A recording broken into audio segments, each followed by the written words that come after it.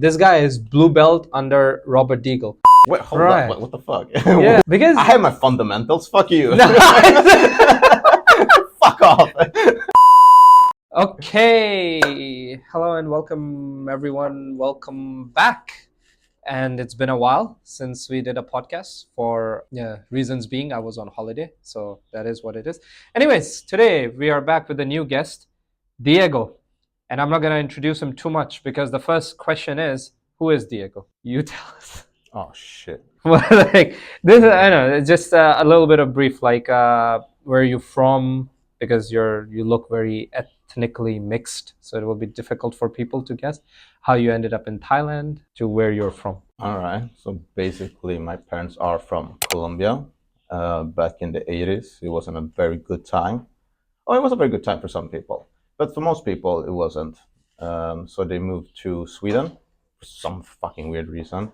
Nice. Yeah. So I'm born and raised in Sweden, but my first language was Spanish at home. And then I learned Swedish in kindergarten, I guess. And then that's where I grew up and lived. And I met Joy, my wife. Yeah, we've been married together for a while there. And then, I don't even like Sweden. That was so random. Yeah. How did that What's going on? You know what? I don't even like Sweden. Yeah, I don't even like Sweden. That's why I left, basically. So, That's why you hence why I'm here in Thailand. Okay. That's why you moved to Yeah, that's why I moved to Thailand. Because I was trying to think about something nice about Sweden. I spent my youth there, blah, blah, blah. I was like, actually, like, no, I don't I like met it. my wife there, and then suddenly like, you know what? Fuck Sweden. Yeah, by the way, it's an awful place. It's very cold. And the food is very bland.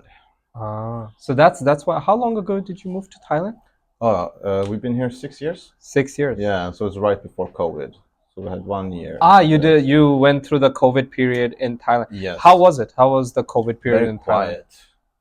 Very nice. Very nice. Compared to now, traffic is awful, man. During COVID, it was nice. But were you allowed to go out during COVID? Like, how was the... Oh, right. Yeah, so there were some curfews, I guess. Some people follow it more than others. But yeah, there were periods where it was like strictly like that in the streets, like from 2 in the morning. Because I went through COVID in 3 countries. Yeah. How? From China to Ethiopia to Turkey. All during COVID. So COVID hit in China before everywhere else, right? Yeah. And at that time, it wasn't even called COVID. It was just like this disease. And then Chinese thing.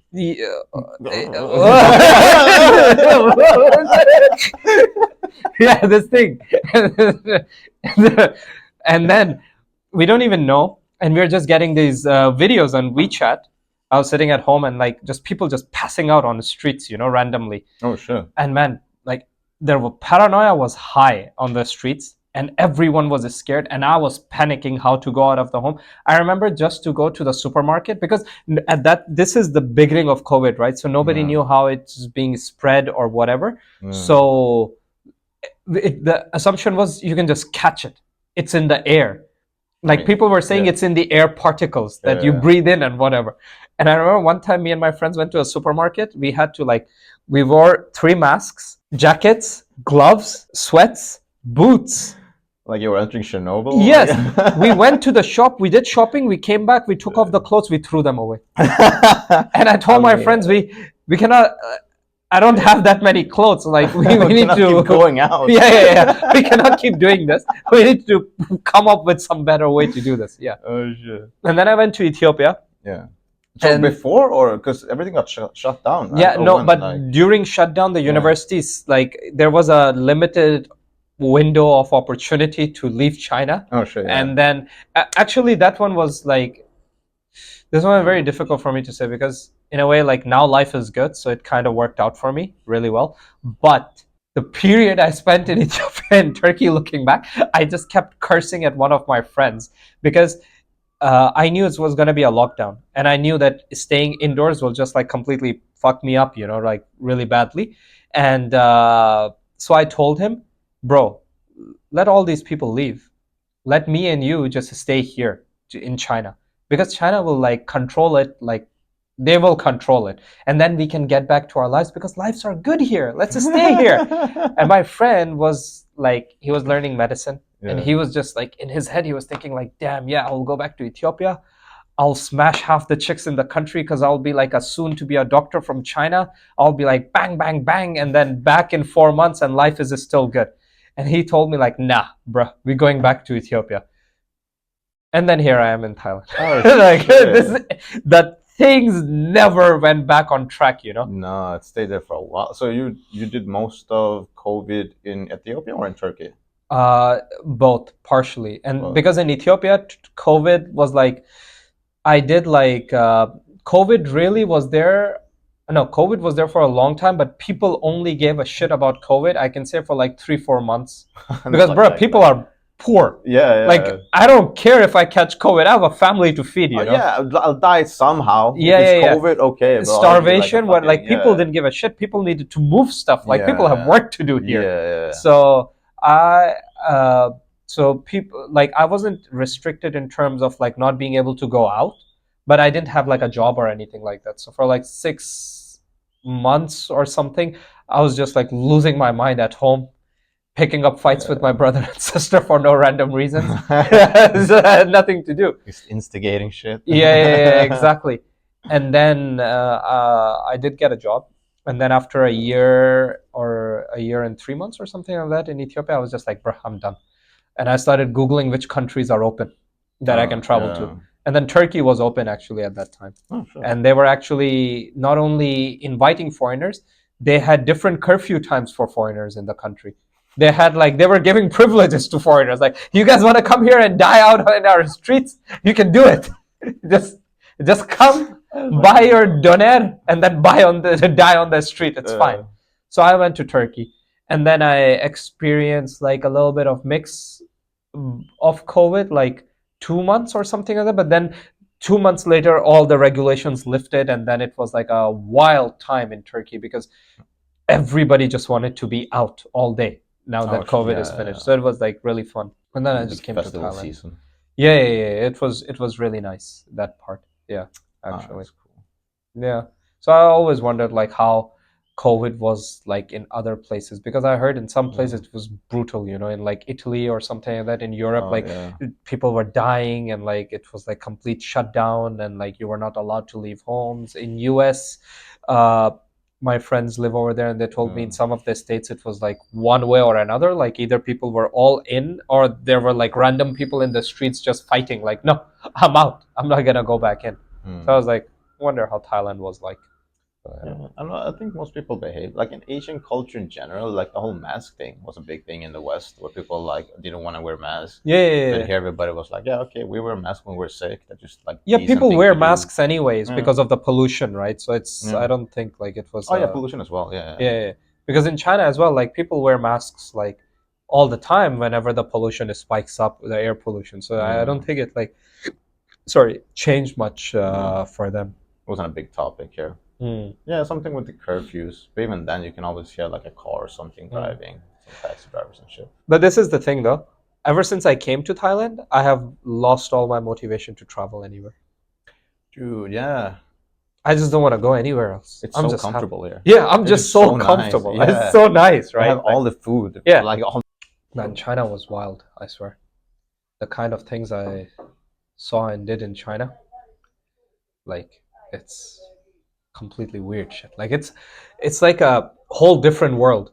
Yeah. It's like a whole different world. Like life moves so fast in China, I'm not gonna lie, that after I was in China 5 years, and once I left China, and I remember I was in Ethiopia for like 2 weeks maybe. One morning I woke up and it felt like China was just a dream. It's not something that happened really. Yeah.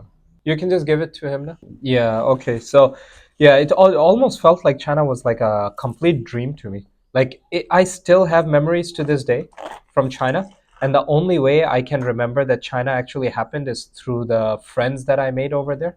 And I text to these people on Instagram, and I'm like, no, it wasn't a dream. It really happened. Like I know these people.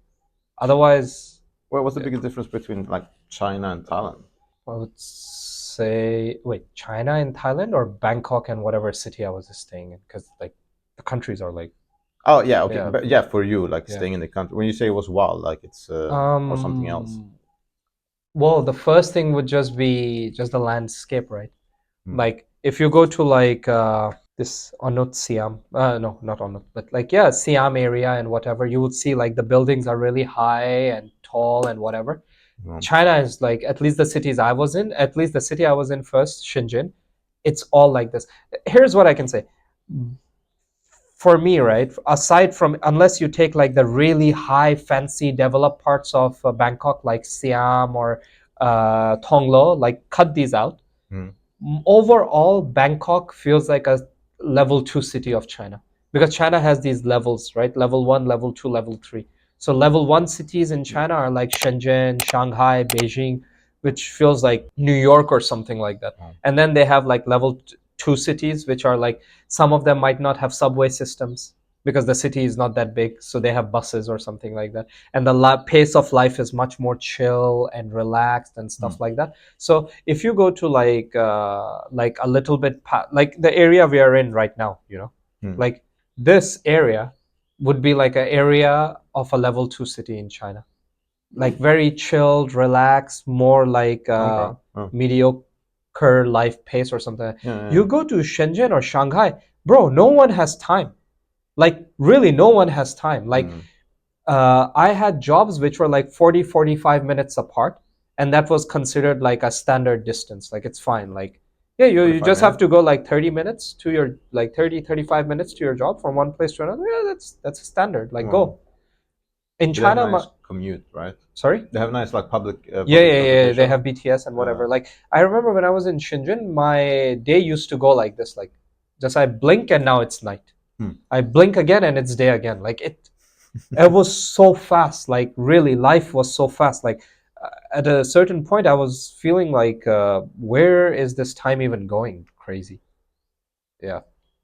But Thailand is like much more relaxed. Even the walking is so relaxed. In China, when you're walking in one of these big cities, you feel like you're racing against other people. Like, everyone is overtaking you and you're overtaking them. In Thailand, bro, people are just like, they'll just stop walking in the middle of this. Yeah, but because Thai people were fucking. Well, I have pants on me now, but they'll wear like jeans and shit. And then, yeah, no wonder they're walking slowly, because you cannot walk fast in that. In China, you It's can. so hot. In China, you can. And you will. Damn. But that's just like, that's one of the major. I think like the pace of life in Thailand is like much more calm and relaxed. Yeah. Compared to China. In China, it's just like everything is high. Like, you play very high level, you party very high level, you work very high level. Like, everything will be like, okay, up, something like this. Yeah, which is nice when you're young. At that time, you enjoy this competitiveness of everything. But yeah, I mean, it has its own place in its own time. But now I'm quite chill and relaxed in Thailand. This is how you found Thailand. How did you find BJJ? Oh, I was just walking to the BTS, and this was at Forever Young, like my branch or gym or whatever, where they had what the fuck is it called when you're climbing? Rock climb? Yeah, rock climbing stuff on the walls. So Joy first thought that it was like a rock climbing thing, so we just went there and then we were doing BJJ. And so you started doing BJJ at Forever Young? Yeah. That's your first place that you. Yeah. That's the first time you did BJJ. How long were you a white belt? 7, 8 months. 7, 8 months. You were a white belt only. Just 7, 8 months. Yeah. Bro, what the fuck? But my we'll probably get into that. But my way into getting blue was very unconventional, I guess. Right. Because I only trained with Robert for 1 month. And he even said it when he had the seminar at Palm Gym. Like, he gave the story. He was like, I almost got him with the ankle lock. And I was like, yeah, no white belt is getting me in an ankle lock. And that's he was like, oh yeah, I'm getting you a blue belt. And I was like, yeah, I'll take it. Wow. Okay. Then now a lot of things are making sense. Wait, hold up. What the fuck? Yeah. What is making sense? Because I have my fundamentals. Fuck you. Fuck off. The first time you came, now you're so good, like now you're so good. Like, now you're just killing everyone. But when you first came and like, okay, so a small spoiler, this guy is blue belt under Robert Degle. how about you put this part in the beginning? maybe on the poster of this interview with How about blue you introduce me like this when you say Yes. my introduction instead of me just randomly going off on Sweden for a rant? Yeah, actually, yes. Let's just start with this. This is Diego. He's blue belt under Robert fucking Degle. You know.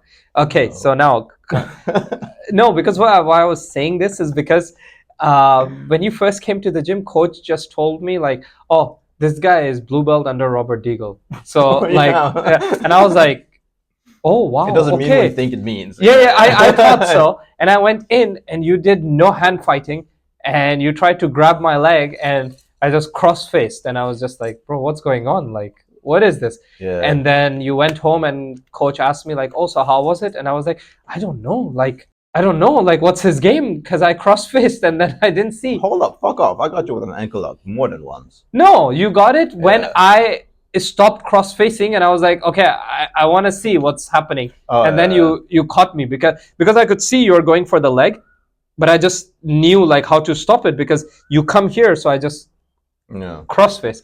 And then I was like, okay, maybe it's just leg locks, so let's see, because I don't know anything. And then you caught me, and I was like, yeah, that's good, but like I was expecting like you just take me no matter what I do, without my will or whatever. I was expecting something like that. But okay, now, yeah, right, sure, 7 months, and then okay. Yeah, and then I started, because I did 1 year at Forever Young. And then during that last part of the year, because Robert was here from November through December, so I was doing 1 month of I guess intensive training with him, because there was one or two sessions a day. Oh wow! Okay. For a month, yeah. So that's also partially why it wasn't just like randomly training with him. Like actually did train. Like also, you had no connection with connection with Robert Degle pre that session. Only after that session you got to. Wow. Okay. Yeah, because he had something like a deal with Forever Young. But so that's why I just like transition over, because in the beginning was Patrick who was holding all the lessons. I think now they have Adam, black belt as well. So, and a Swedish black belt as well, and I think a French. So they have a couple of teachers now. Yeah, now they have a lot of teachers actually. Interesting. Place, yeah. Actually, I remember when first time you came to the gym, and I didn't hear coach exactly like he was trying to tell me you're blue belt under Robert Degle. Yeah. I just heard like you are, and then something Robert Degle, and then I looked at you and like. He might not look like this right now, but I will share a picture on the screen somewhere of how he looked like with long hairs. And I thought you were like his child. His bastard child. His bastard child. I was like, this guy is like, and in our gym, sometimes we call him like fake Robert Degle or Thai Robert Degle. The local version. T-Move Robert Degle. Yeah. Shopee's Robert Degle, like the discounted version. Because you didn't have leg guys. Then I came in and started on ankle. No, this is about how much you look like him with the hairstyle. But yeah, we still don't have leg guys actually right now, that many. No. I mean Lee is pretty good with legs. And yeah, that's why I said not many. But even if Lee is good with legs, okay, there is difference between being good with legs and then having that as your game. Yeah. Like I'm also trying to learn ankle locks. Daniel's also super good, but that's just yank it off. But no one is actively like going into a match with the mindset, you know what, I'm gonna be doing leg locks. People are going with like, you know what, I'm gonna do this, and then last second on the clock, like fuck it, okay, let's break something, something like this. This is repainting your picture in my head actually now, because I thought like you had like been doing BJJ, you knew Robert from somewhere, and this is all by the way in my head. Like when you painted out. I built it up by getting caught in those ankle locks all the time. I was like, you met him somewhere, and then you guys met again here, and then you caught him in lock, whatever, and he gave you blue belt. Now it's just like, bro, this guy has been doing BJJ like not that long ago. I've been doing it for 2 years. This is my 3rd year. Okay, not that long. Yeah. So it was like 8 months, then blue, and now blue for a year and a couple of months. Fair. And then how did you find Pom Gym?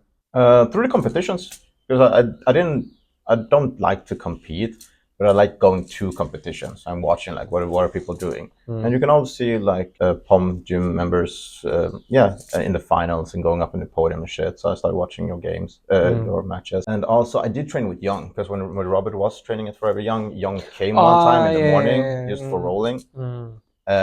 He just fucking went through me like butter. So I was like, holy shit. So I wanted to train more with him as well. Oh, and then I had my fight my match in Relentless with Ali, and I was also like POM. So I was like, yo, these guys are fucking good. Let's check it out. Okay. Nice. Yeah, so there was a lot of things.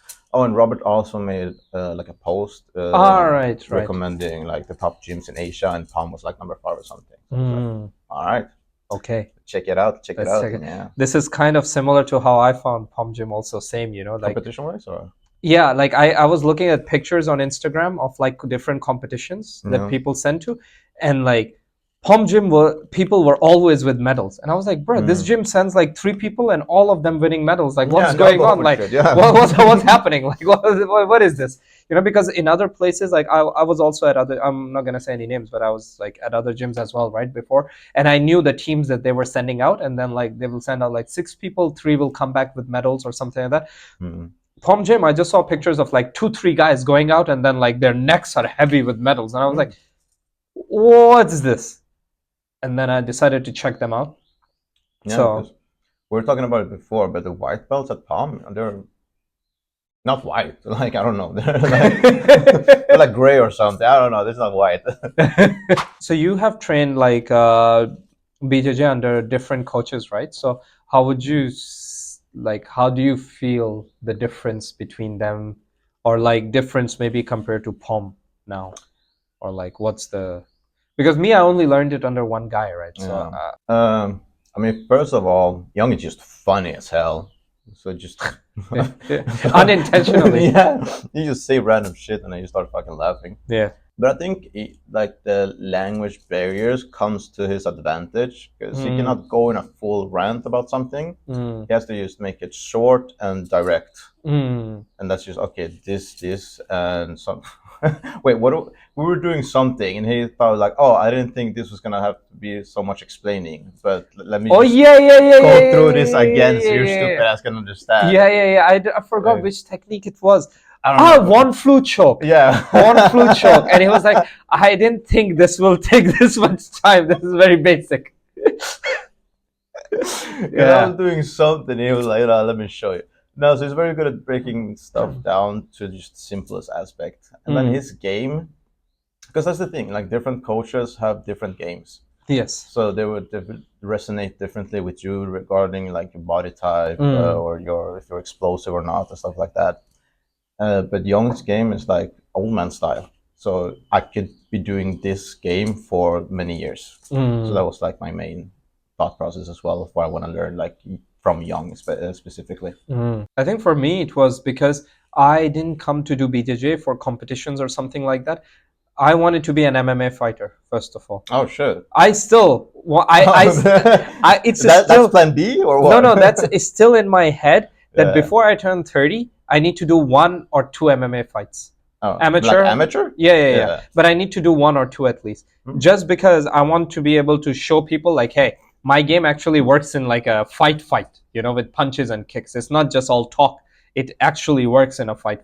So I want to do like 1 or 2 MMA fights, but I was waiting until I get my blue belt. And then once I get my blue belt and I'm like a year into training in blue belt and I have my technique down, then I want to do like at least 1 amateur fight. That's why I started doing Muay Thai again, you know, for boxing and like kicks and stuff like that. Yeah, but you're going to have to change a bit of your game. Well, I don't know, but your game on the bottom is half guard. If you but he's gonna get punched. No, it's on half guard. Like if you lay down, then you're gonna get punched.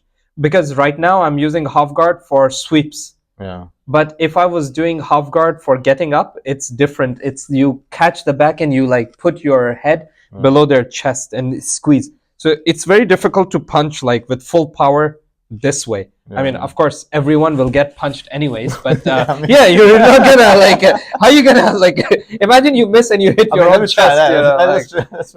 Yeah, exactly, right? And then I can move. So the reason I was okay with, like I was quite interested with POM Gym's BJJ as well was because I came to do BJJ for self-defense and like MMA purposes, Mhm. and this whole like De La Iva kind of situations and stuff just didn't feel like they would work in like a self-defense situation or something. I mean, they can, I don't know, but it just felt weird that I will be laying down open with a distance with my opponent in a real fight, like just gonna kick me, like at least with half guard, no one is kicking me. I'm holding the fucking leg, So Yeah. because yeah, sorry, go on. No, but I get what you're saying. But the same I feel with like in BJJ, with like inversion games. Because if I do that with a big guy, they're just gonna fucking plaster me. So I don't want to do that. Yeah, but with half guard, you're not underneath them. You can just, with half guard, you can still like on the side. because So, coach I see only taught me half guard that. with this intention, like of self defense and this like MMA toy My bad. type thing, and no, it's all good in his head. Yeah. Also, he always says, like if you want to do MMA, you need to learn pressure passing. Yeah. Because in MMA you cannot do like outside passing or step passing because they will just stand up. You need to keep them down, so it has to be this way. So I was just like, okay, then I will just go with this one then. Yeah, No choice. no Yeah, choice. but it's a good one. Also, I feel like more comfortable with it now with pressure passing. Because I tried to do some outside passing and I always feel like a little like because I feel like there is so much space now between me and my opponent. I feel like, bro, what if I try to like move this way and this guy just like gets up and headbutt or something like that? Yeah.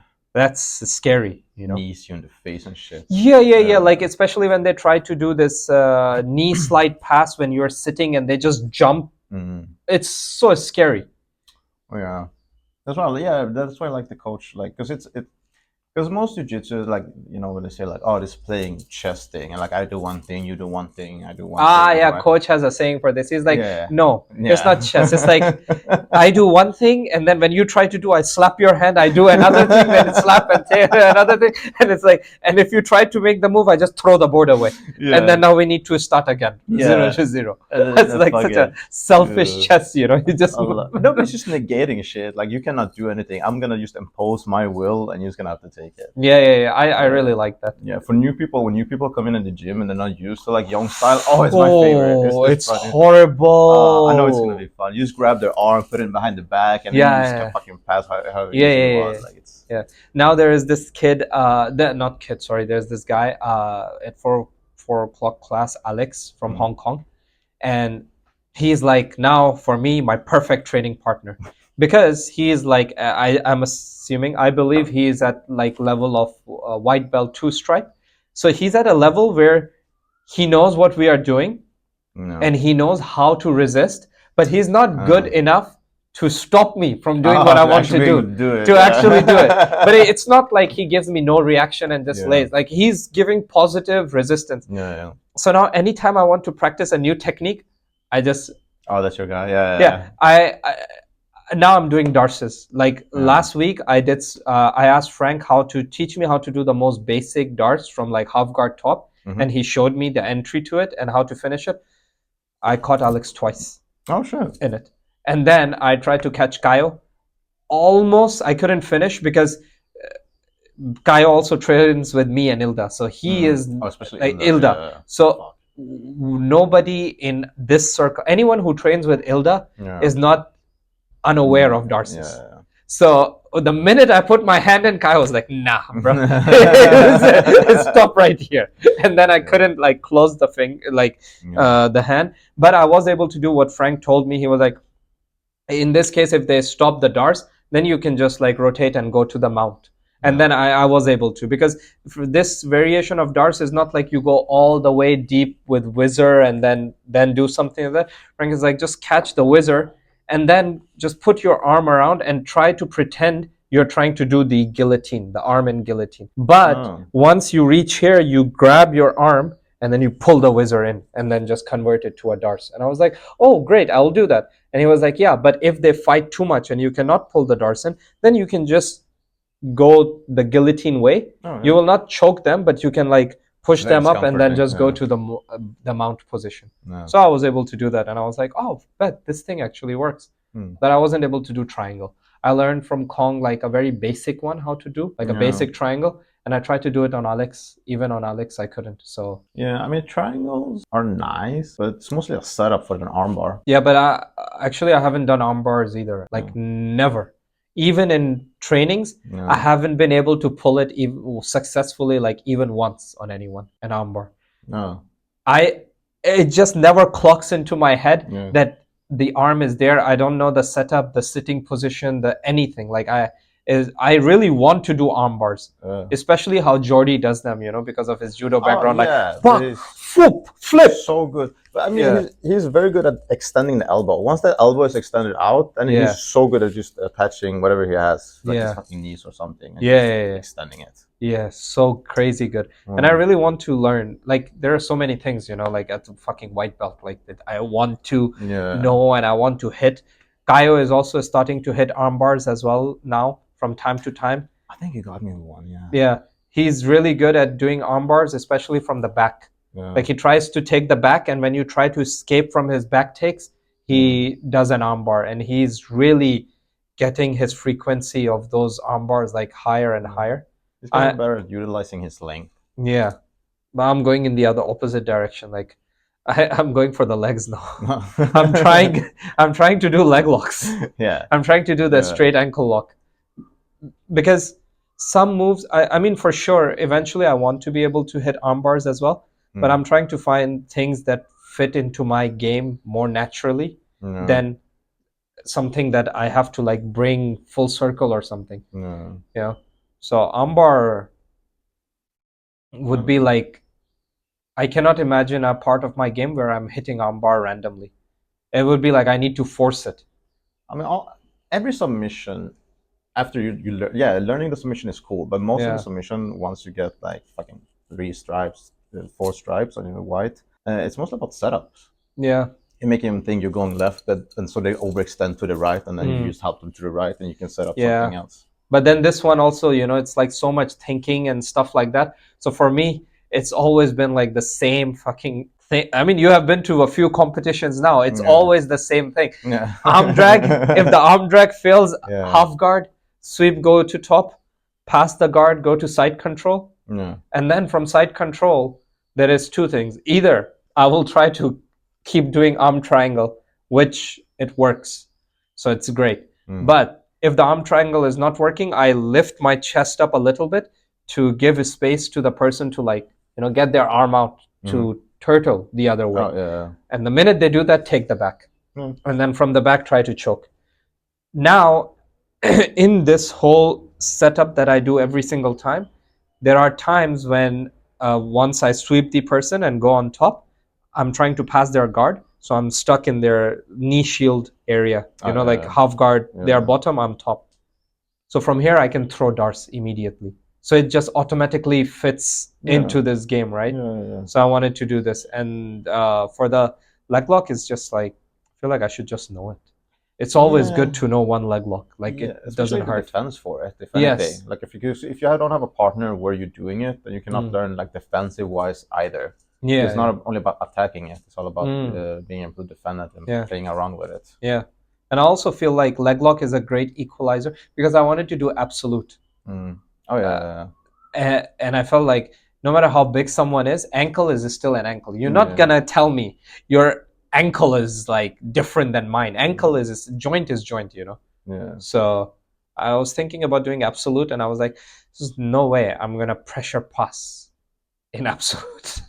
That's crazy. I mean, that's your final, like, okay, it's 30 seconds on the clock. You have not been able to, you're underneath on score, on points, right? But you're still on top. So you just fucking grab the ankle and go back. You got 30 seconds. You might as well try to fucking ankle lock and try to get them that way. Yeah. Why not?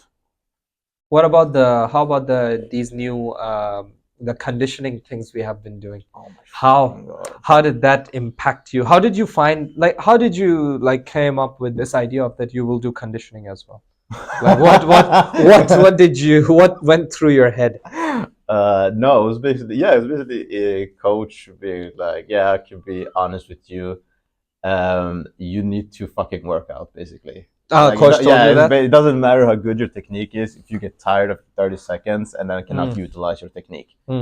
like, because I am okay, like I'm decent, but I'm not being able to utilize it because I just get tired, and then I just get comfortable at the bottom. It's like, yeah, because you keep me in half guard, but you're not progressing, and I'm not suffering. So for me, I'm like, oh, I'm chilling here for 30 seconds instead of being like, oh, I need to get out of this position. It's a bad spot. I'm like, yeah, I'm good. I know if you move your leg, I can just move my knee. If you do something with the arms, maybe I can, like, sweep you or whatever. So being able to like switch that from, oh, I'm on the bottom, that's like actually fight. Like, let's make him tired on the top, because you're chilling at the top, but you're chilling better than me. Yeah, for sure. Yeah, because you're putting pressure on me and shit. Yeah, still, yeah, like. yeah, still. So yeah, just being able to switch that, and yeah, it took me like the first time it took me 2 weeks to really like get into it. But after that, I could feel like a significant difference. And it wasn't even like going to the gym and shit. It was just like doing just calisthenics basically, and some animal movements and stuff, like floor stuff. And my favorite is actually what's it called? The medicine ball? Yeah, like the exercises with a medicine ball. Yeah, I think those are the best ones. Dude, you can feel that. I could feel my balancing on top just improving way much, because you're trying to topple me left and right shit, and I'm just, oh, it's just like the ball. I'm just moving my hips, I'm moving my weight. Oh, this is so easy to stay on top now. I thought the ball helped me with my sprawls, like, because now I can extend my back like much more when I'm like trying to, when someone has knee shield and you have to sprawl on it to slam their legs down, and I'm like, wow, okay, I can, because you can get further up, which makes your like point of gravity just like going on their knees, basically. Yeah, and then you can trap, and I can stay in that position much longer now to like figure out, okay, what's the next move now. Just moving in between that. So yeah, so all of his stuff, because it's like, because I don't know if it's one program or if it's just like a bunch of random stuff he took together, but like it's all like, I think it's like a bunch of a lot of programs that he picked up randomly, and then he showed me all 5 of them, and then he was like, now you can make your own schedule however you want. Like, one of these days my one of the knee was hurting, so I couldn't do the legs, so the squatting one, so I just did the medicine ball program. And one of the days I had to do the Hindu push-up and that passing system program, but my arms were like killing me that day. Elbows, like yeah, exactly. So I just decided to do the medicine ball, or actually another one with the animal walks and stuff. So it's like you can always, the neck one. I did the neck one. So when one part is hurting, I will do the other one. It's such a simple thing. Man, it's just so simple. Yeah, it's so simple. It's so painful. It's so painful. Yeah, it's so simple and it's so painful. You can get this pain anywhere you want. You don't need any equipment. You can get this pain for free. The thing is, I've been trying to like push it away and avoiding it, because like the first 2 weeks are. How long are you in? You're in 2 weeks now. Into when you do. So after holidays? Yeah. No, this was the first week. Oh, the first. Okay, yeah. So I have one more. Oh, how do you feel? Today? Yeah, right now. How do you feel? Like right now, I feel good. Yeah. But yesterday, I was like, I wasn't able to walk. Like on Friday, my rolls on Friday, my God, man, like it's got steam. It was disgustingly bad rolls. Like, and Kaio was just on, like, this guy didn't came to gym for like 3 days or something, and then he came like, come on, bro, let's go. Come on, bro, let's do it. And I don't know why every time my most intense rolls are with Kaio. Like, even with Ilda, they are not as intense as they are with Kaio. With Kaio, my rolls are just like sweep. Oh shit! It's so like I have to keep moving, for 5 minutes. I cannot stay still with him. If I do it with 5 minutes, I need to keep moving 5 minutes because he keeps moving 5 minutes. Yeah. I think like I don't know who I would put on the most condition wise. I don't think it's a tie between Ilda and Ali. If I roll with these guys, the condition wise, they're just like fucking up there. So I can't do shit. I just let them different. Pass. Yeah, it's different with Ilda. But, well, I know with Ilda it's different. With Ali it's different, because with Ilda, if I'm in half guard, I can keep him there like quite some time. And if I go on half guard top also, I can keep him there quite some time. Like I said, the issue only happens when I'm in side control, and now I know I cannot do anything else. So I need to move, and Yeah, but that's why I let you take side, because like, yeah, do something. You're like, nah, let's just chill here. I'm like, oh yeah, No. I'm just gonna chill here too. Fuck Yeah, it. sure, but if it's like, it's well, Ilda also like wants to get out of it, so he breaches quite often. Yeah. But I know I can keep him here because Yeah. I have a lot of practice of staying in side control. But it's like, okay, let's say if this was a comp, I'm up like 5-0. Like I sweep 2, I pass the guard 3. Yeah. But now what? If it's a comp, I can just stay here. Fine, whatever. We just chill here. I will slowly try to do arm triangle, but like even if that doesn't work, like I'm still making difficult for you to breathe. Yeah. But in a class, I cannot do that. People will stop sparring with me. Like this guy just goes to side control and just stays there. You know, it's like, so I try to move, and then Ilda will just like spring out of there, you know, and then we start rolling. But at least this, I know this is going to happen. So I can like see the clock and be like, okay, now 2 minutes left. I can move for 2 minutes. Okay, let's do something. Yeah. With Ali, his pressure is like so strong. I just let him pass. I'm like, bro, just I do whatever. I don't fight here. Yeah, I'm not fighting you here. I can only fight with Ali when it's like hand fighting, like 50-50, you know, that's it. But once we actually start engaging and he starts putting pressure, with Ali, it's like I make one mistake. I know, like now I need to tap after a few seconds because there is no like going back now. Now he's just gonna do his whole sequence. So I know what's happening. With Kaio, no one knows what's happening. I don't know what's gonna happen next. There's no script. There is no script. So I just know I'm just gonna have to just keep moving for 5 minutes. It's so tiring for me. Oh, okay. Yeah. I see. Because now he is like pushing really hard to not get stuck in my half guard. Yeah. Like it's like his like, no, I will not stay here. So he moves, you know. But I think that's something the coach told him as well, to like keep moving, because he was like, getting position and then you stay there thinking. So because he's very good now at just fucking keep going. I don't know what he's going after, but he's going after. He's going after it. Yeah. He's rotating, turning, like, and I'm like, bro, like I did this guard, so you just fucking stop for a second. But he just keeps moving, and then I have to keep moving. And last time I remember I was rolling with him and I tried to do something new. I was like, you know what? I will not do half guard. I'll try butterfly. Armbar. Oh yeah? Yeah. Oh shit. Armbar. And I had to tap, and I was like, this is why I fucking do half guard. This is why I elevate instead of like trying to put my foot in the middle of things, you know. Butterfly is very difficult. Satisfying. Yeah, it's difficult, but it's so satisfying. Yeah, it is satisfying, but it is so difficult to do anything in butterfly.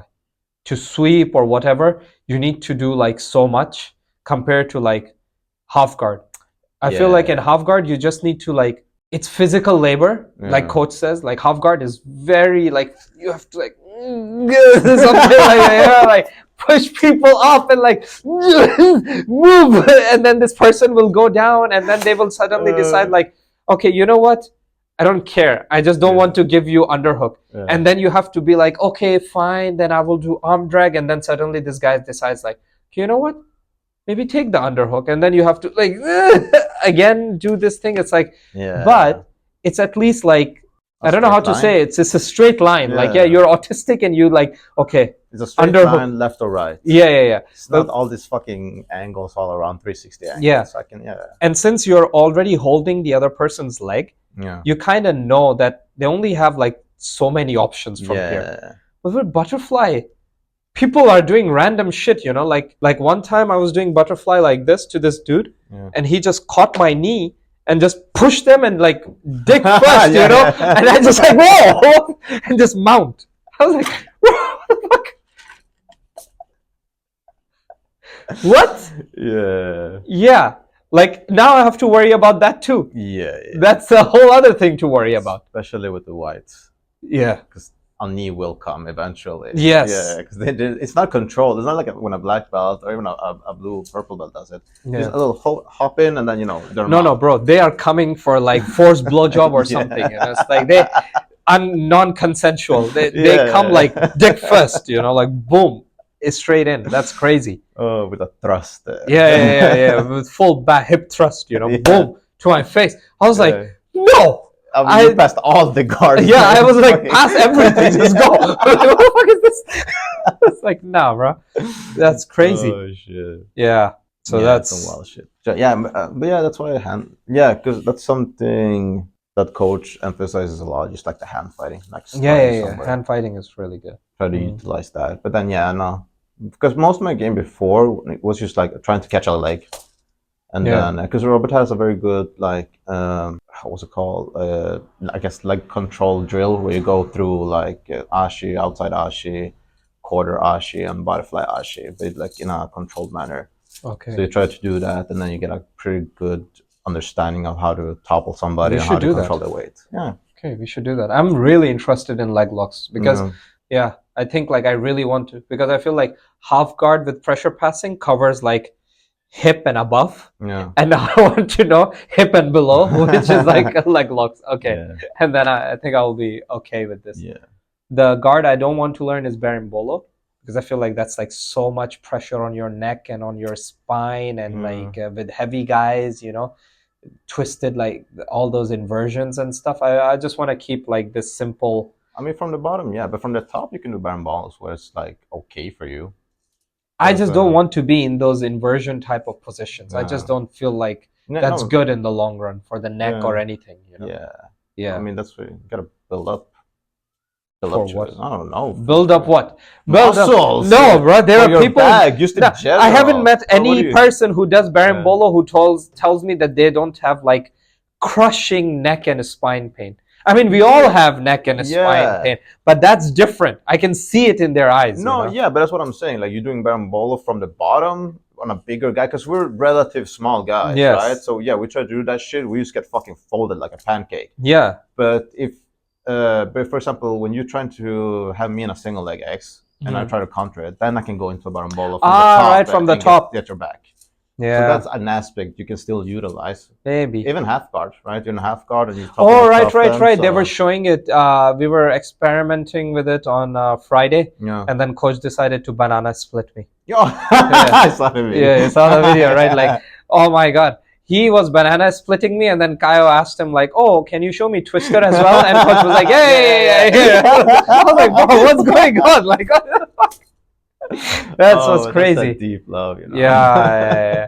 Then I asked this other guy to do this half guard berimbolo thing on me. And then Kaio came out, and I was like, "Oh yeah, Kaio, he can do it better. Let him do it on you. Let him do it on you." And then I told him like, "Yeah, do the twister and stuff." Then I recorded that. I was like, "If he posts mine, I'm posting his. I cannot be the only one who's getting posted, getting twisted and splitted." Like, it's a good 10 Planet classic. Yeah. This is like painful, man. Like, sometimes at the gym, like coach like submits me with such like bullshit moves, that are not even a banana split for reals. Yeah, and I was like, I was still confused about it. Wait, hold up. And like, it was like, oh, really? It's so shameful, so shameful. What other embarrassing moments do you? The banana splitting is definitely one of them. Yeah, for sure. Getting fucking, what's it called? The side thing. Yeah, me too. The thing Volva does from the side when in buggy choke. Buggy choke, yes, fucking buggy choke. Oh, that's just like demoralizing. For me, embarrassing moments in BJJ are so many actually, so I cannot list. There is just too many. I think one of the most embarrassing ones was like, these are those nights at 7 p.m. classes where like nobody shows up, so it's just me and coach sometimes. And then like I have to roll with him. And then there are some rounds where he decides to have his fun. And what he does is he will, when I try to pass his guard, he will just kick me off, sit down, and then turn around and then give me the back. Literally, he will just sit like this. Oh, shit. Like I'm behind him. And I know now, so I will not try to take this bait. I will try to come front, but he will just keep pushing me and keep giving me his back with not holding anything. So so if you jump on it, what did he do like the first time? Nothing. He will just like lay there and he will just tell me like, yeah, choke me. And then I will just like, I'll be going with my arm, like, and then no, nothing. And he will just wait. Yeah. He will just not defend it, nothing. He will just stay like this, and I'll be just choking his neck until my arm fails. And then he will start pressuring me. Yeah. And then when you're tired, when Yeah. you can't push away. he'll pressure me, and then suddenly he will just leave me and then sit again and give me the back. And it's like, bro, this is so humiliating. Like, what's going on? Well, every time you roll with a black belt, they just make you feel like a small baby. And Yeah, they're just fucking holding you up here. Like, let's go here, let's go here, let's do this, you know. Yeah, and he gaslights, you know, like when he knows you cannot pass the guard, and he's like, yeah, I think you can pass it. You can pass it. Now you can pass it. Yeah, I think you can. Keep moving, keep moving. And it's like, bro, I know I cannot. I know you know that I cannot. Well, I'm feeling this angle. I'm a little bit over top, you know. Yeah, keep going, keep going. And then boom, sweep. Yeah. Like he calls, like he was like, I told him like, why I cannot choke you? Like, because I choked some guy in the Jaeger cup, you know, with this choke. Like, he was like, yeah, those are virgin necks. this is black belt neck. This is a prostituted neck, you know. It has been choked by a lot of people. It's not so easy to choke this one. Yeah. But because of that, I was able to do to Vova like for so long, you know. He was like, yeah, any choke on a high level, you need to like think in your head 20 seconds. Yeah. I need to hold this 20 seconds. Yeah. Because they can still breathe, but for how long? How long can you breathe when you're like? The pipe is like this open. The pipe is like less than a straw. Yeah. I mean, you can only keep it up for so much. Because I remember in AFG, I choked a guy with the rear naked choke. Oh, but actually, no. Yeah, continue. Sorry, go. Yeah. No, because you're not even supposed to do that. You're supposed to stop the fucking blood. But yeah, I'm not blood supply. But I'm not a doctor. I don't know how that's. I don't working. understand the I difference. just know.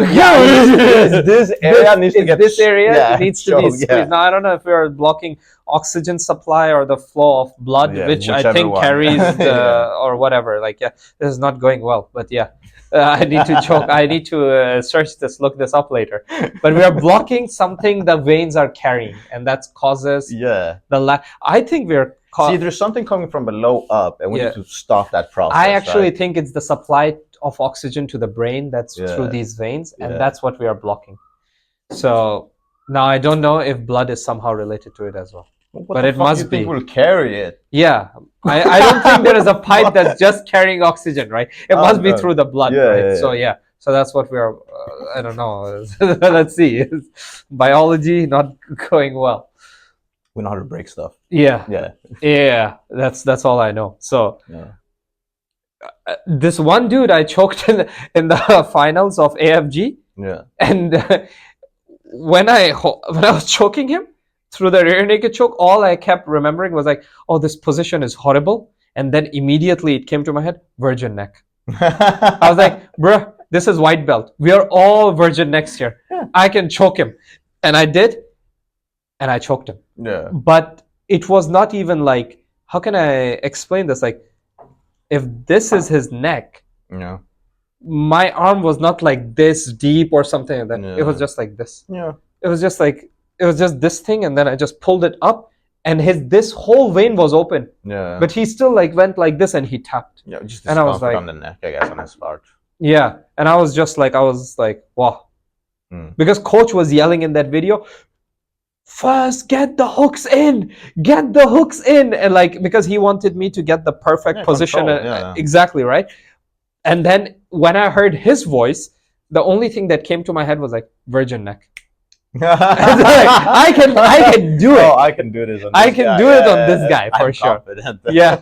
Like on you, no, but on him, it will work on him. Oh, that's hilarious. That's what you heard from his voice. Not what he was actually saying. Not this like advice. It came to just like, this guy will choke. Yeah, he will choke for sure. Choke under pressure. Yeah. I mean, now people are hitting more or trying to hit more guillotines in the gym. But in the beginning, I was just getting fucking, because it takes like a while before you get comfortable with having somebody fucking in a guillotine or a rear naked choke, and you're like, okay, you don't have it fully. I can still breathe a little bit, but it's crazy. Hella discomforting. That's very crazy. I cannot imagine putting that kind of pain on my neck in a gym. Yeah. In a competition, sure, maybe, but in a gym, no way. Like sometimes when people do like darts or whatever, and I can still not Ilda, other people when they do darts, and I feel like, oh, this is not that tight. I can breathe. and then they yank it, and I feel like my neck going like, and I'm like, bro, it's the tap. Like, fuck, no way. The same with the cross face, I guess. Same with the cross face. Yeah. Well, some people will use like try to smoosh your face instead of actually like going through the chest, I guess, and like putting pressure on there. Yeah. Some people are just trying to break the jaw, you know. The neck, right? You know, crossface. Yeah, like it's the jaw. Yeah. But like when you get the submission. Oh yeah, is it pressure on the neck or pressure on the chest? It's the neck, but you have to aim for the chest. Because if you aim for the chest, you will get the neck. Okay, If you aim for the neck, you will get the jaw. Yeah. Oh, yeah. Okay. So I'm probably guilty of that too. Many phases I probably. Yeah, arm triangle is not easy because I remember it was the only choke I knew how to do, and it in the beginning. Yeah. And there was a time when it was like almost 3 weeks. No, sorry, not 3 weeks. Shit.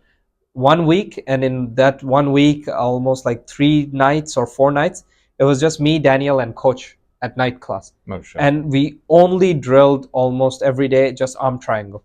That's it, nothing else. Arm triangle, arm triangle. I mean, if you can hit it on Daniel, then yeah. I mean, he wasn't fighting. No, but still, he's a big fucking frame. If you can hit it there. Actually, I don't think big or small really matters in arm triangle. What matters is like if you can place your vein. The most difficult person to arm triangle is actually Vova. Even coach hasn't been, or maybe coach told me like once he was able to or something, but like no one has been able to like really submit Vova with arm triangle. It's his veins are like, I don't know, like we need to check what's inside there actually. Speaking of embarrassing moments, tangent, this has nothing to do with BJJ. I just started remembering embarrassing moments of like just in general, and then I started remembering like embarrassing moments in high school and then in middle school, and I just remember one of the most embarrassing moments I still remember to this day is like I was in grade 4, grade 3, grade 4 like this, and there was this chick in our class I had a crush on at that time, and then I was in a school play and. The teacher told me, okay, your role finished in play 1 and now you have to dress up for play 2. So quickly run up to the class and dress over there because the dressing room is full, but everyone is downstairs, so nobody is upstairs. And I went upstairs to change. And I'm like butt naked, and guess who walks into the class? Oh, damn. That chick. God damn. Oh, man. That's so sad. You don't have underwear? What? No. I had nothing. Fuck. You fucking heathen. Oh, man. Oh, that is just wow. I mean, yeah, I'll place that top 5 for sure. That's just wow, you know. Yeah, I don't think everybody ever walked in on me like that. Never? No. Wow, you lucky bitch. Yeah, I'm very stealth. Very stealth. Okay. Yeah. I choose where to be nude. You know, I'm very good at choosing locations. This didn't happen to me. Yeah. It happened to another guy who was cheating from my exam. So in exam, what we have is like you have to like circle, like they give you the question paper and the answer sheet. Yeah. And the answer sheet is just like a big paper which just has like 1, 2, 3, 4 like numbers all the way from 1 to let's say 50. And next to it is just like A, B, C, D, A, B, C, D, A, B, C, D. Oh, okay. So you just circle them because the teacher sometimes, like if you have like a big like national exams, no one is going to actually check one by one, right? So what they do is they have a machine that has the formula for what the right answers are on the paper. So they just put the paper in there and it detects the markers and then just print out the score.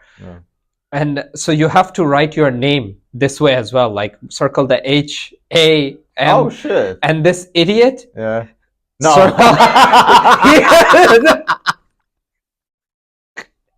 This guy, he marked the same thing, you know, the name as well. Oh my god.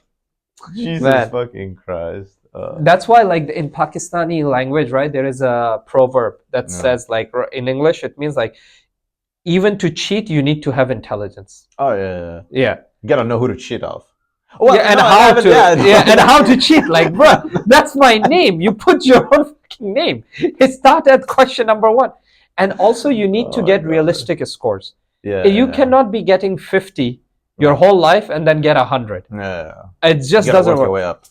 Yeah, like I remember in high school, this happened another friend of mine, right? Now this guy was like always failing almost, you know. Yeah. And then this one time in exam, he we were giving him the answers.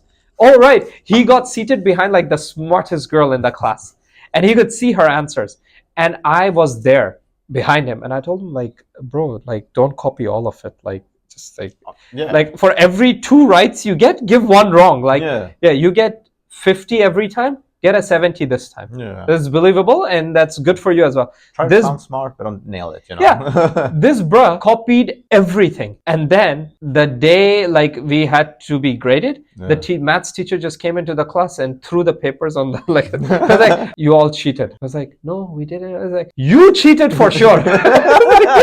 To him.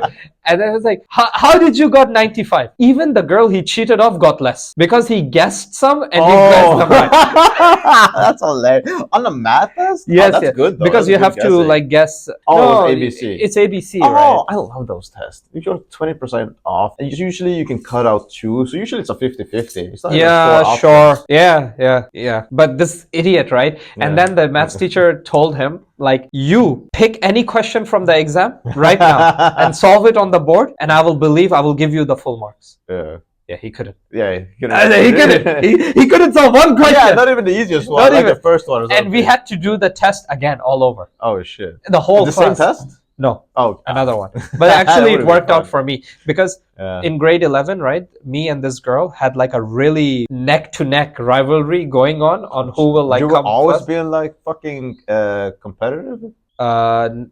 On different things, yes. Yeah. Because like in grade 9 and 10, so here is how it is, right? In nursery, Where is this? this one was in Ethiopia. Okay. Yeah, high school was in Ethiopia. Because for me, like I didn't really care much about education that Yeah. much. So like from grade 1 up to grade 7, I was always like middle of the class. Like if the class has 30 kids, I was always like 15, 16, like this, you know. Always getting like 80s, passing, Yeah. like not barely passing because that's like 60s. So I would get like high 70s to like mid 80s. Oh, That decent. average, Yeah. CB everywhere. Yeah. And then my aunt kept pressuring me to study hard, and I kept telling her like, oh, I just don't. And my cousins, by the way, all of them are like overachievers. In my family, like in my cousins and extended family, I don't know how they're doing now that everyone has grown up or whatever, but this is like back when I was in grade 7 and these shits were like younger than me and everyone. Man, everyone in my family was getting like 90 plus. And I was like the only that was walking around with like 76%. I'm like, yes! Yeah. Passing is passing. Yeah, and like I still remember. I don't remember how exact this conversation was, but my dad one time mentioned was like, I don't have the full context anymore, but roughly what he mentioned was like they go to see my sister's grades, and my sister was getting like grades like not even first position, something called super kid, which is like shit. even above like first, you know, and then I'm getting Jesus like Christ. 16th. Oh, wow. And it was like, we will take Hamza's result first before taking hers, because like he said, like he chops off like he brings our heads down, you know, from shame. Yeah. It's like, bro, I'm trying, you know. So I remember clearly this part though. One of my aunt told me like, so then come first one time, and then show us that you can, and then that's it. And then grade 8, I came first.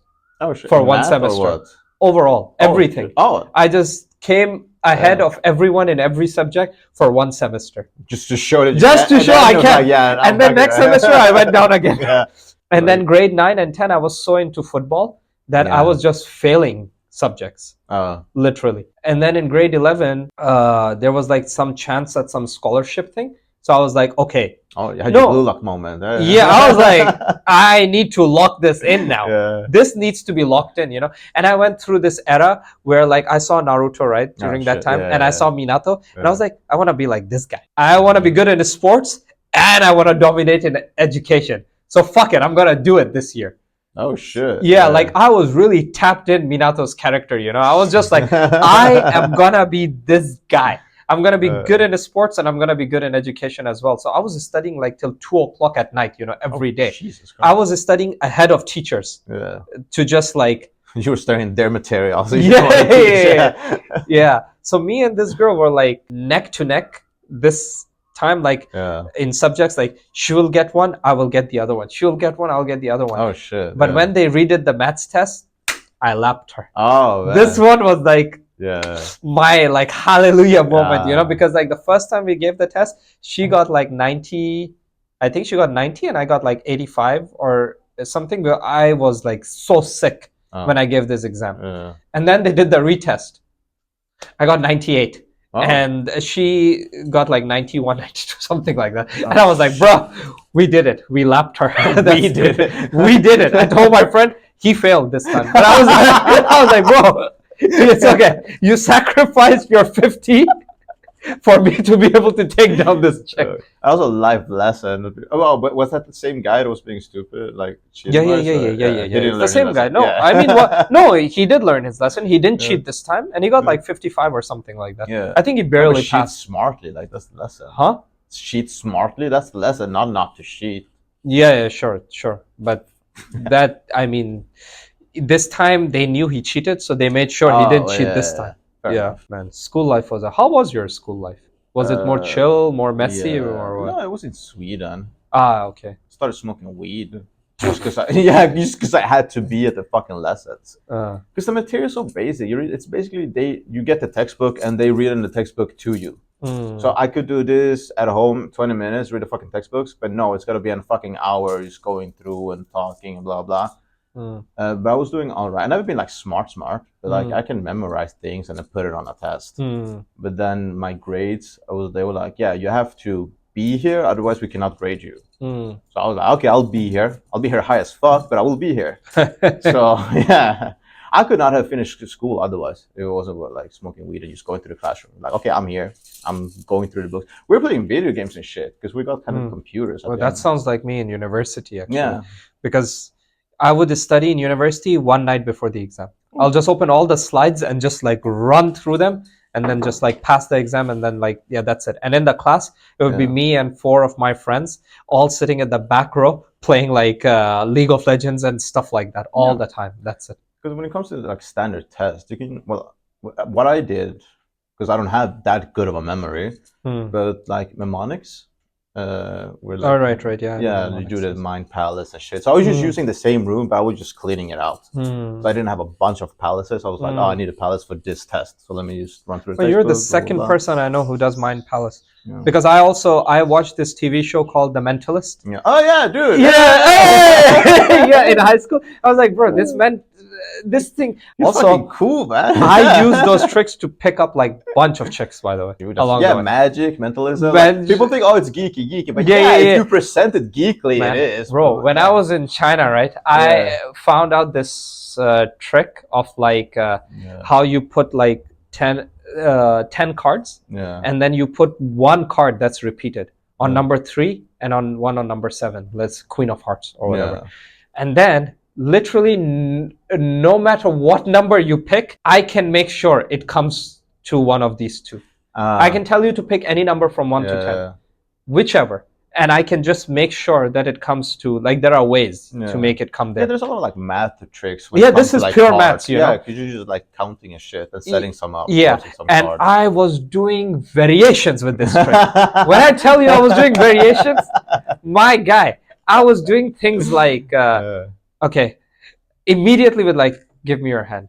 And then let me feel your pulse. I was like, because we have such a good connection. I was bullshitting, and I was like playing coy, and I was like, let me write the thing you will choose in, like, now close your hand, keep it here, okay? Now pick a number from 1 to 10 or blah blah blah, and then like Queen of Hearts, blah blah, and then open your hand and it's good. Oh my god, like, bro. It's so mentalism is fun as hell. Yeah, it really is. Like I was doing things with like, okay, there are 3 books, touch one of the books, and then I will just like hold your vein and like be able to tell which book are you that you touch or something like that. And that one is so easy because like you put them far enough, like left, middle, right, and then you hold someone's hand and you just tell them really to focus and guide you to the book, and then you will literally feel their resistance, and then it's like, but they don't know. And it's like you just move their hand, and when the hand moves away from the book, you will feel like a slight resistance, and it's like, that's the book, and then you're like, yes, almost. The spirits are talking to me. Spirits are almost. We have almost formed the best connection we possibly can. I need to concentrate. Yeah. Your inner thoughts are mine now. And then that's the book you have touched, bro. That was like some wild time. Yeah. There was like right at the cusp of like the internet, because now it's pretty. I don't know, like people. Now everyone will Google. Now I show my brother a magic trick. He's like, wait, let me check, and I was like, bro, what's the name of this trick? Yo, where's the magic, yo? I do that with TV series now. Like anytime I see a series and I see a character I like, I just like, does this guy die in this series? It's like, let me spoil it. It's horrible. It's horrible. I hate myself. Why would you do that? I don't know. I do it so often, like so often. Even I was watching Squid Game season 2. Yeah. I don't just do it with characters I like. I do it with characters I don't like also. Yeah. Did you see Squid Games too? Yeah. So you saw that shaman lady who was like pretending like she talks like she knows about this life or whatever, witchcraft. But every time life or that situation happened, she panicked and she almost. And I got so pissed, and I was like, does shaman? I didn't even Google does she die. I was like, how does shaman die in this Squid Game? And I couldn't find it. I was like, fuck this. This bitch doesn't die in this. Like, damn it. I was so upset. 3. Yeah, I wanted her head to be blown off, by one of those people. Yeah. But very satisfying. Too satisfying, I think. Yeah. They're building it up for something. Yeah. But I that's the whole point. Like I did the Mind Palace thing as well, but I didn't do it for educational stuff because I was good at memorizing anyways. And like for mathematics and physics and stuff, I always thought like if you get the basic concept, then it's just easy everything else. So I was just that was my biggest gambles. I could never get it. I had to redo those tests like 4 or 5 times. Yeah, sure. It's not like I'm smart. I just had really nice friends. I had a friend. I had a friend who used to live like in my building. He didn't used to go to my school, but we had the same curriculum. Oh. So this guy was just one of the smartest guys I know. He used to watch TV all day, study, and then get first position in his class. Yeah. And I used to go to his home every day. And man, when I tell you, I used to make his life a living hell. Sammy, if you're out there, bro, thank you. Oh, man. Like this, we made it. We made it. This guy used to like throw books at me, slap me, yell at me. Because he was like, how is this you not getting it? How are you so stupid? How are we the same species? How are we part of same species? But dude, it's like when you tell somebody right and they pick up left. I guess that's the same thing. Yeah. Whatever, because how are you? With him, it used to be like, today we learned chapter 1. Then I'll go tomorrow to learn chapter 2. But we cannot learn chapter 2 because I've forgotten chapter 1. So we have to go through chapter 1 and then chapter 2. And then now we go again to 3, but we cannot do 3. So he has to review 1, 2 with me and then do 3. And he did this with me for like, I think 15 or 18 chapters for maths exam. Yeah. Now that was a good friend. Yeah. Now that's a good friend, That's a good Christian boy right there. Yeah. Good Christian charity. Yeah, exactly. That guy. His karma is clean because of this, what he did with me. Yeah. That Holy guy. Shit.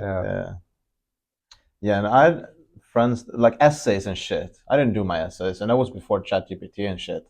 So I was just like, ChatGPT is very recent. It's just like here 2 years ago. Yeah, but like how do you so instead before that it was all you had to do it for sure. No, that's the thing. Like I just some of my friends as well, but let me check your thing and just rewrite it, just do it differently. But I never did any assignments or stuff either. It was just a test. Like, BJJ is just not. Sorry. No. This is just connecting. Yeah, memory wise.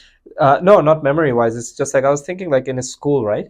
There was like groups that were so different. There was like jocks, the sports group, the nerds group, the cool group, the gangsters group. Bro, my school, by the way, the grade 9 and 10, 11 and 12, I went to a very nice, fancy, cozy school, with like rich kids and stuff like that. But grade 9 and 10, I went to a fucking prison. Man, I went to a prison with animals. I'm still friends with some on the windows and shit. Bro, I'm telling you, I went to a school. I will show you after this, right? A picture of my uniform. Yeah. It's Prison break. It's literally gray pants, blue t-shirt, blue shirts with dark blue jackets. It's exactly Prison Break. And we had like fucking gangsters in my school. I was in grade 9 when there was a kid. I was in grade 9. I was like 14 years old, like 13, 14. Yeah. And there was a bruh sitting behind me, 18 years old, selling condoms. I didn't even know what's going on. Use those for? I thought it was water balloons. There was a chick in my class. I was 14. This chick was 18. Yeah. Frenching people, you know, like what a whore. No, just like on the streets. No, like not like her boyfriends or like dating or.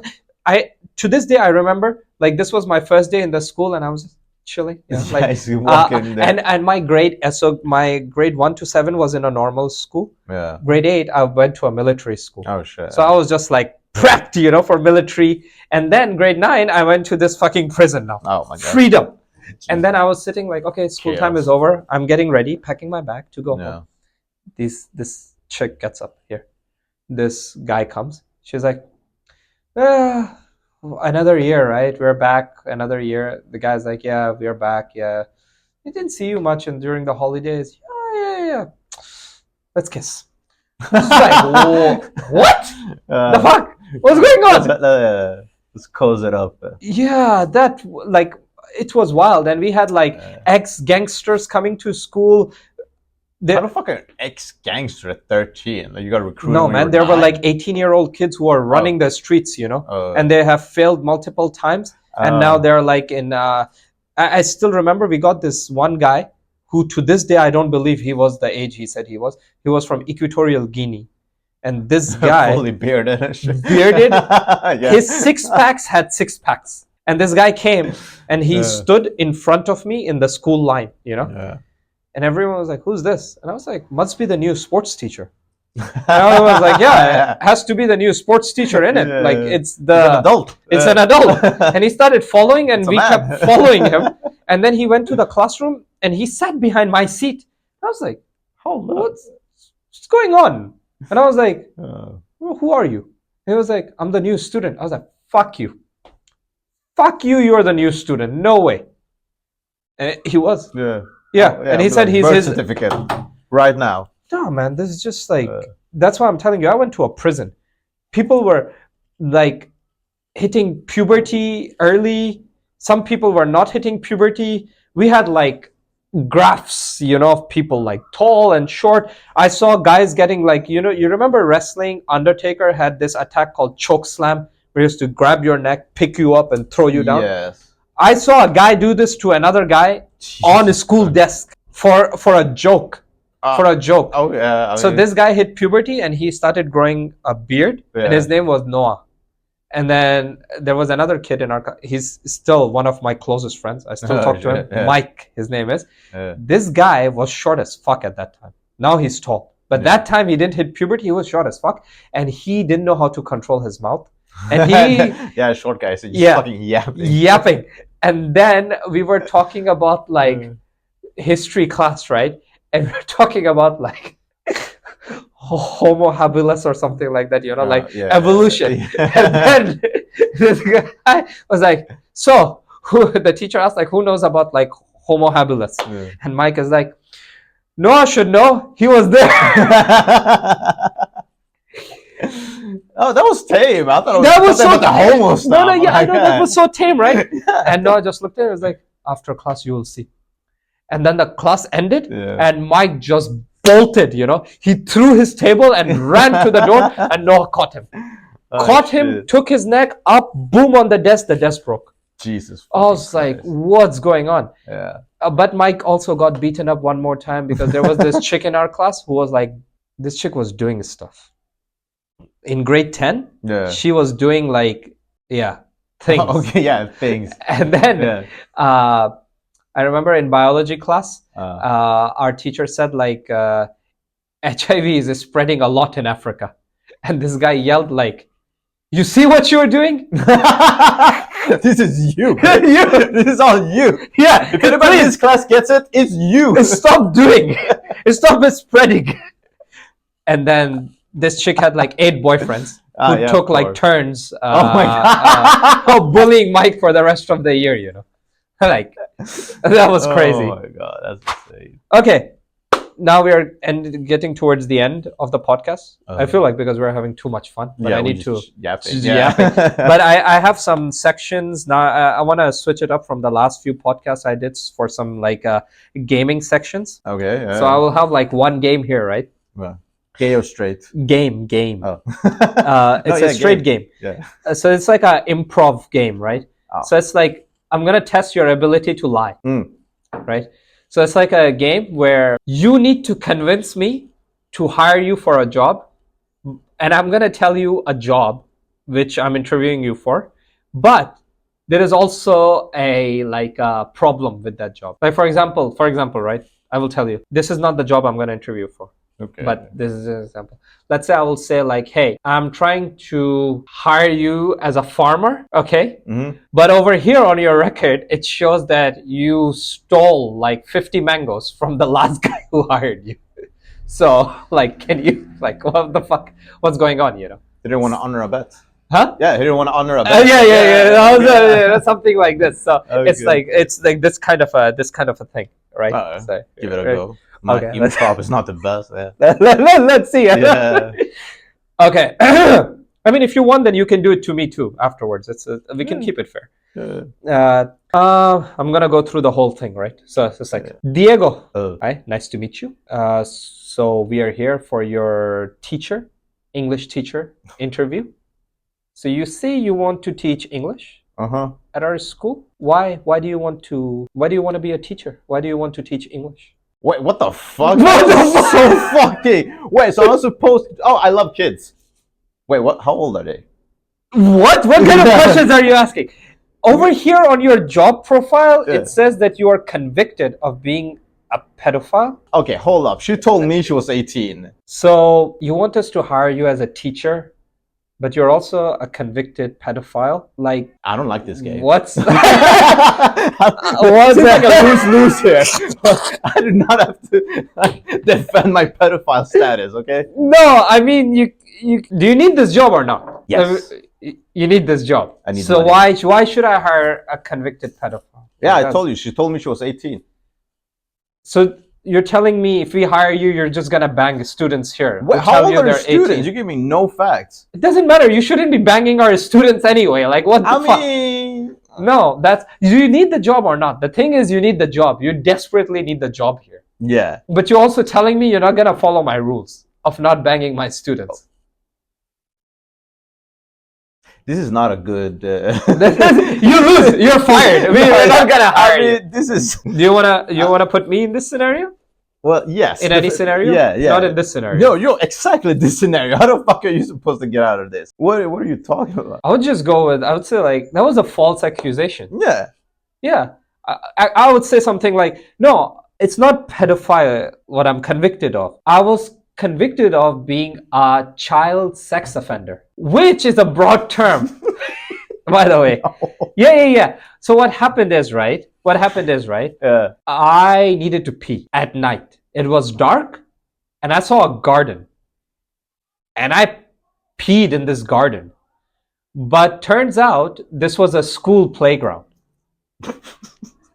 Which I had no awareness of. Yeah. It's nighttime, it's dark, and there were no kids there. Yeah, the monkey bars didn't give it away at all. Yeah, but they still convicted me of being a child sex offender. So you can see it has nothing to do with children. It's just I'm just peeing at night. It just happened to be a children. I used to have a small bladder. Yeah, it's just a children's playground, you know. That's it. And there were no children there. So I can assure you this has nothing to do with has nothing to do with kids or whatever. Yeah. So I'm fully qualified for the job. Wow. Yeah, you see, you can lie, bro. Yeah, but, you can lie. Yeah.